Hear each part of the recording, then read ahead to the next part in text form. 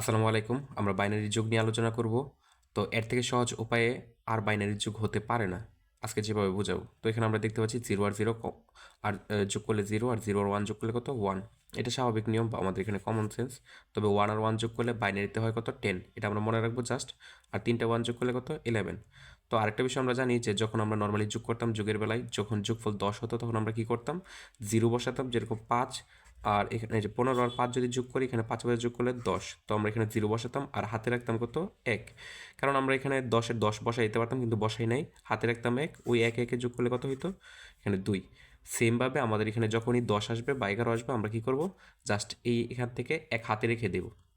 তাহলে এখানে আমরা প্রথমে যে সংখ্যাটি দেখবো এটা আমাদের দশমিক নাই, আমরা 1 1 যোগ করলে এখান থেকে দেখতে পাচ্ছি কত 10। তাহলে 10-এর শূন্য হাতে আছে 1, ওইটা এই পাশে এসে অ্যাড হবে, তাহলে 1 1 আবার কত হয় 10 বা 10। 10-এর শূন্য হাতে আছে 1, আবারও এখানে 1 1 যোগ করলে কত হয় 10। তাহলে এখানে 0 আর হাতে আছে কত 1।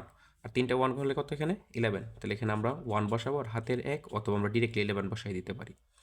আর তারপর আমরা এখানে দেখতে পাচ্ছি একটি দশমিক সংখ্যা, যদি 1 1 যোগ করি তাহলে এখানে 10, অর্থাৎ 0 আর ক্যারি বা হাতে আছে কত 1।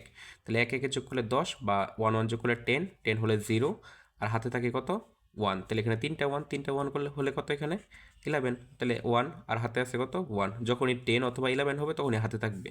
তাহলে 1 1 যোগ করলে আবার কত 10, হাতে আছে 1। এখানে 1 1 যোগ করলে আবার 10, হাতে আছে 1।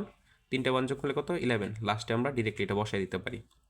তারপর আমরা এখানে যে সংখ্যাটা দেখতে পাচ্ছি 0 আর 1 যোগ করলে এটা 1, এখানে হাতে নাই স্বাভাবিকভাবেই, দশমিক আছে দশমিক দিয়ে নিলাম।